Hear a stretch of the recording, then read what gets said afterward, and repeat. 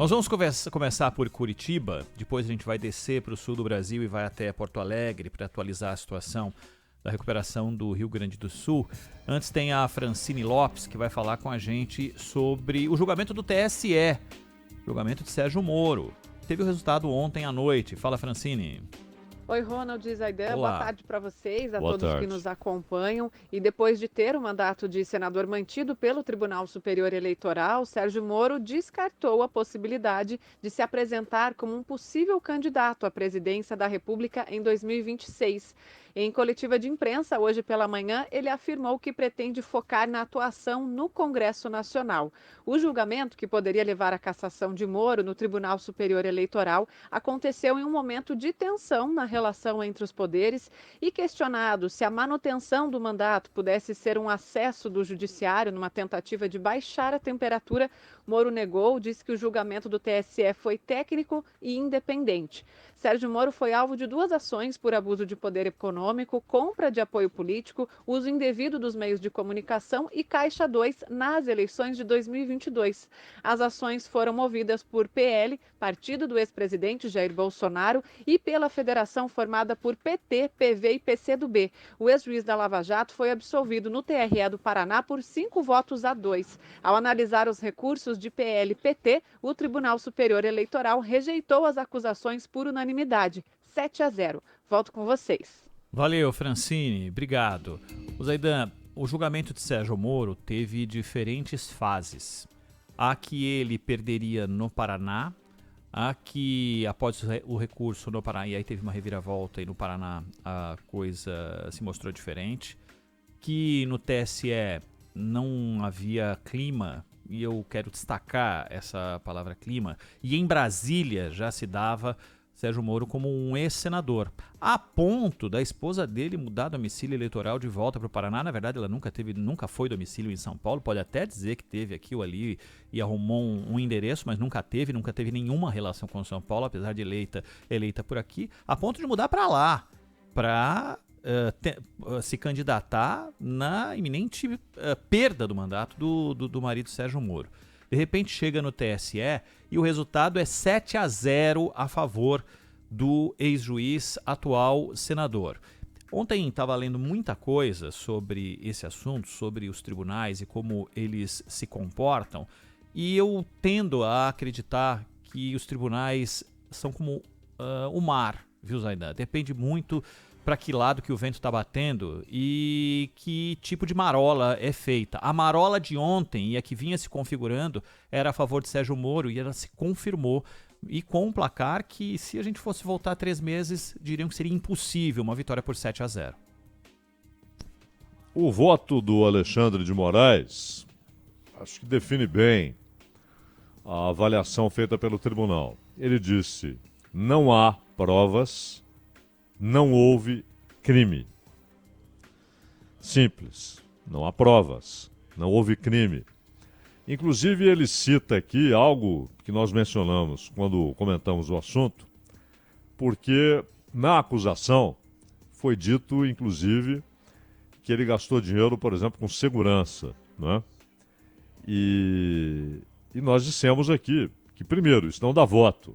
Você está com um carro blindado ou com um carro comum, andar com segurança ou sem segurança, isso não dá voto.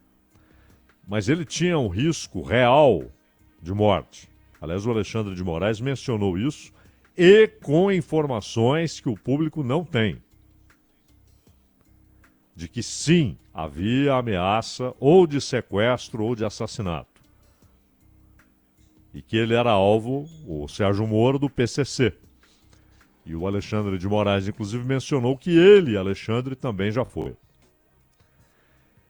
E o ponto-chave: se o Sérgio Moro, com a campanha para ser candidato à presidência, a tal pré-candidatura, se ali ele se colocou em vantagem, tanto em gastos quanto em visibilidade.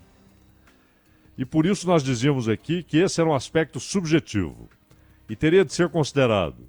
No Paraná, Sérgio Moro ficou mais conhecido porque foi pré-candidato. E quando eles tomam o gasto de campanha do Sérgio Moro para o Senado, ele é inferior, bem inferior ao teto estabelecido em lei. Então ele tinha de ser absolvido. A única questão que merecia uma avaliação técnica, exclusivamente técnica, é se houve ou se não houve caixa 2. E aí, a conclusão do tribunal é que não há nenhuma prova. Não há prova de que houve uso de caixa 2. E, portanto, não havia crime. Em nenhuma das fases desse processo foi constatado crime, nenhuma das acusações se sustenta com base em provas. Logo, tem de ser absolvido. 7-0, tanto que ontem à noite o PT tomou a decisão de não recorrer ao Supremo e hoje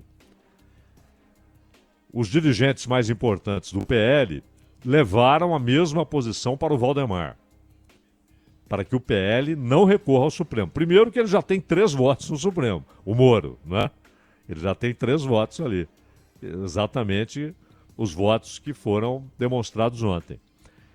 E por fim, Ronald, muita gente tratou esse julgamento como sendo o julgamento da obra do Sérgio Moro. Não é. A justiça não faz isso. O judiciário não pode fazer isso. Ele não tem pode, poder né, para Zaidan? isso. Não pode. Não. O sujeito pode detestar o Sérgio Moro. O sujeito pode ter convicção de que o Sérgio Moro agiu ilegalmente como juiz. Não é isso que está em julgamento.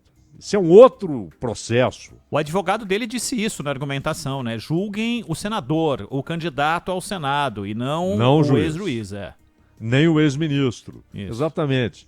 Então foi isso. Eles julgaram especificamente as denúncias feitas com relação à candidatura.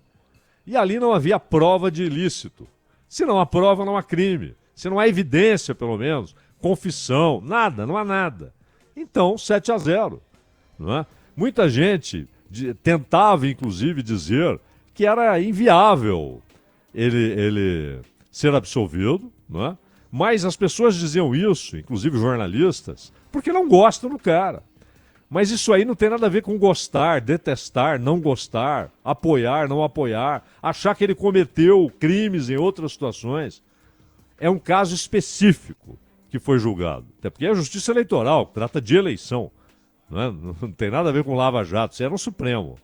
Então, o resultado foi óbvio, foi claro, 7-0, porque não há prova.